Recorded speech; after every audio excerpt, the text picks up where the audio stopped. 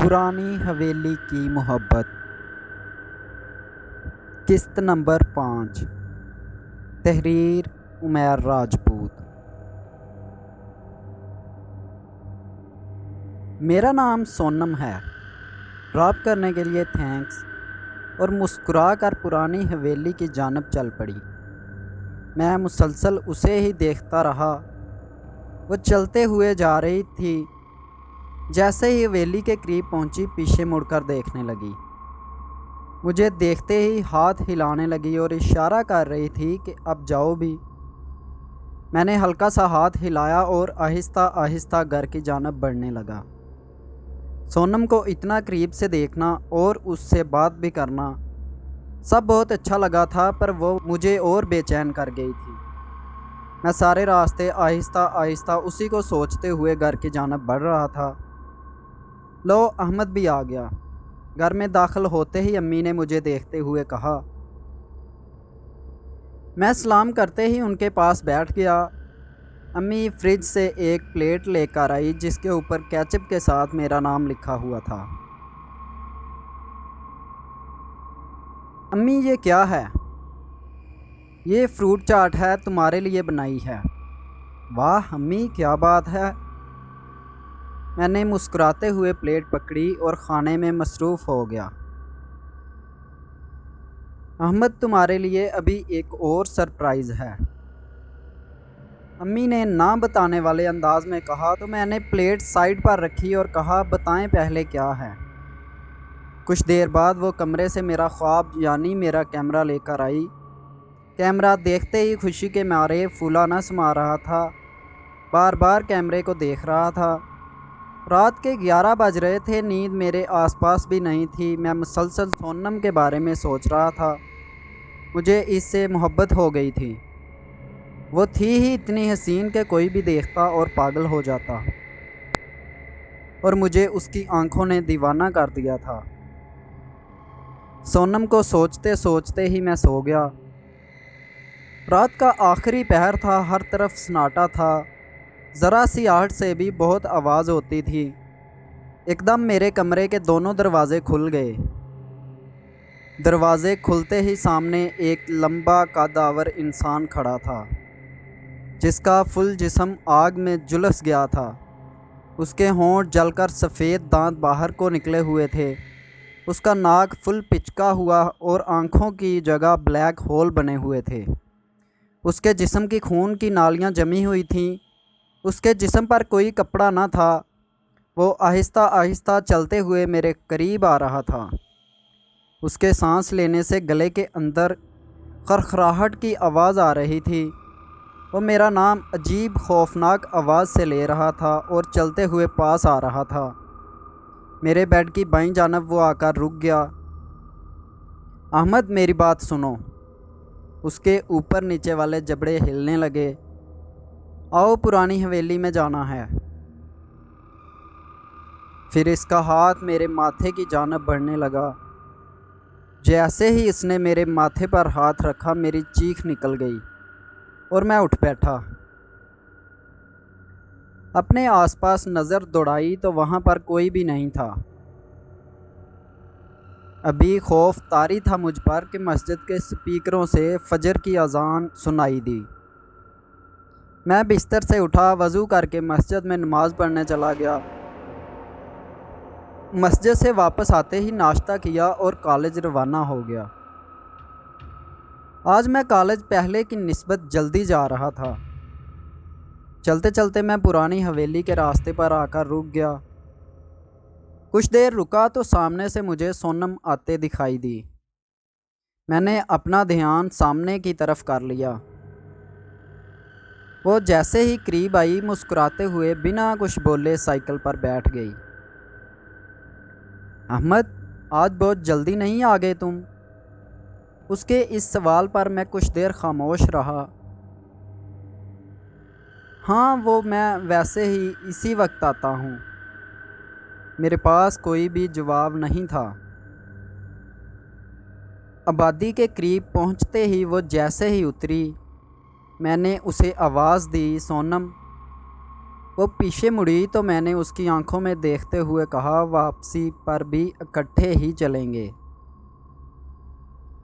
सोनम ने ओके में सर हिलाया और चल दी। वापसी पर वो मुझसे पहले ही रास्ते में खड़ी थी। मैंने साइकिल उसके आगे रोकी तो वो बैठ गई। सोनम, मैंने जब आपको पहली बार देखा था तो मैं बहुत डर गया था। सोनम को मैंने अपने दिल की बात बताई थी, जिस बात का खौफ था। क्यों अहमद, मुझसे डर कैसा? सोनम, आप वो पुरानी हवेली में जब गई तो मुझे इस हवेली से डर लगता है, और इस हवेली को लेकर मेरे जहन में ख्याल अच्छे नहीं हैं। मैंने ये बात मुकम्मल करते ही सोनम से एक सवाल पूछ लिया, क्या आप इस हवेली में रहती हो? नहीं अहमद, पागल हो, मैं वहाँ क्यों रहूँगी? वो चौंक कर बोली। सोनम, मैंने आपको वहाँ जाते देखा तो इसलिए पूछ लिया। नहीं, मैं इससे गुज़र कर आगे जाती हूँ, आगे गांव है हमारा। मैं हैरान होकर सोनम को देखने लगा और उसकी मुस्कुराहट कहकहों में बदल गई। सोनम, आप झूठ बोल रही हो। हा हा हा हा, मैं झूठ क्यों बोलूँगी अहमद, तुम इतने डरपोक हो, मुझे पता नहीं था। मैं शर्मिंदा था उसकी इस बात से।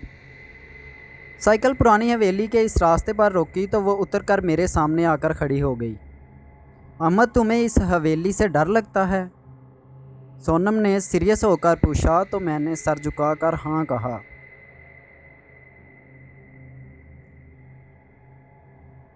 चलो मेरे साथ आओ, इस हवेली में चलते हैं। सोनम, मुझे तुम भी इंसान नहीं लगती हो। हा हा हा हा, वो फिर से हंसी और मेरा हाथ पकड़ कर कहने लगी, चलो मेरे साथ। हाथ पकड़ते ही कहने लगी, अब तो यकीन है कि मैं इंसान हूँ। मैं भी मुस्कुरा दिया और साइकिल वहीं खड़ी करके उसके साथ चलने लगा। चलते चलते वो मेरा मजाक बना रही थी। सोनम, बस कर दो, मैंने कहा तो वो और मुस्कुराने लगी और मैं हवेली के दरवाजे के सामने रुक गया। अहमद, आओ अंदर, कुछ नहीं होता, मैं रोज़ यहीं से गुज़रती हूँ। मुझे पुरानी हवेली के सब किस्से याद आने लगे। सोनम ने मेरा हाथ पकड़ा और मैं अल्लाह का नाम लेकर हवेली के अंदर दाखिल हो गया। मेरे अंदर दाखिल होने से एकदम हवेली में तूफ़ान सा आ गया। हवा से हर चीज़ हरकत में आ गई। मेरा सर चकराने लगा था। हवेली में मौजूद दरख्तों के पत्ते ज़मीन पर गिरने लगे थे। परिंदे दरख्तों से उड़ने लगे थे। सर चकराने की वजह से मैं ज़मीन पर बैठ गया। अहमद, अहमद, क्या हुआ? सोनम मेरे करीब आई। कुछ नहीं, मुझे चक्कर आ गया था, अब ठीक हूँ। अहमद, तुम डर रहे हो? नहीं, मैं नहीं डर रहा, मैंने हिम्मत लाते हुए कहा। फिर मैं और सोनम एक दरख्त के नीचे टूटे फूटे टेबल पर बैठ गए। सोनम से बहुत बातें की। सोनम, मुझे अब चलना चाहिए, काफ़ी वक्त हो गया है, मैंने खड़े होते हुए कहा। हाँ अहमद, मुझे भी चलना चाहिए, काफ़ी वक्त हो गया है। हम दोनों ही चलते चलते हवेली से बाहर निकल आए। सोनम, तुम फिर साथ वापस जा रही हो? मैं तुम्हें वहाँ तक छोड़ने जा रही हूँ ताकि डर ना जाओ। और फिर वो हंस दी। उसकी हंसी देखकर मैं भी मुस्कुरा दिया। थोड़ा आगे आने के बाद मैंने उसे वापस जाने का कहा।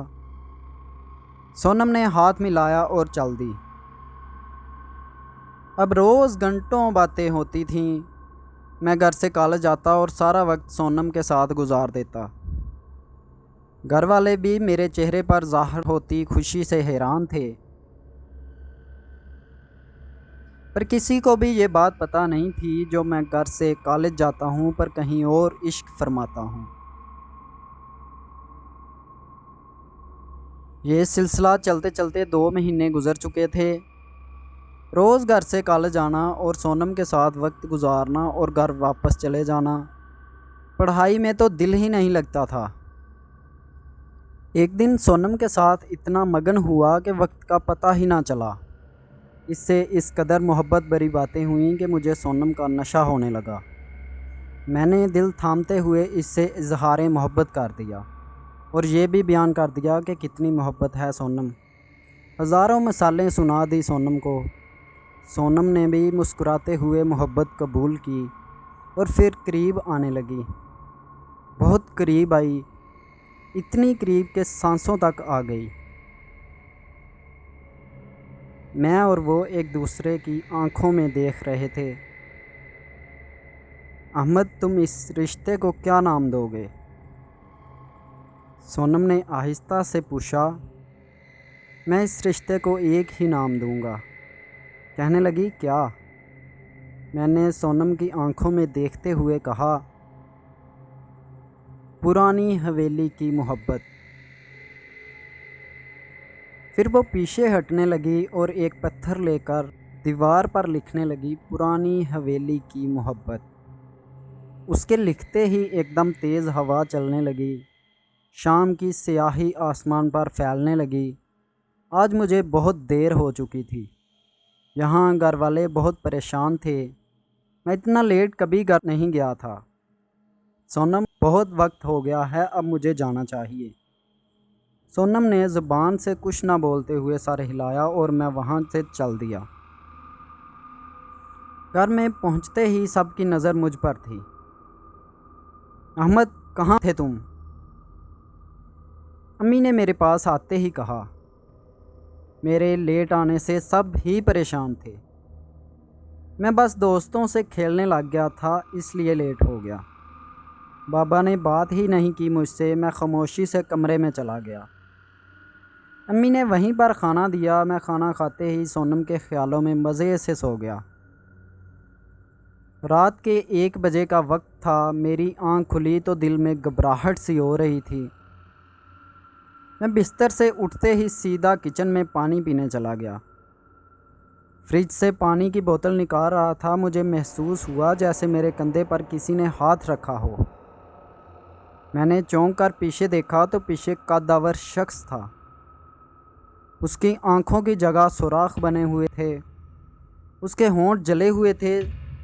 सफ़ेद दांत बहुत खौफजदा कर रहे थे। उसका जिस्म फुल स्याह था। मैंने देखते ही चीख मारी और पीछे जा गिरा।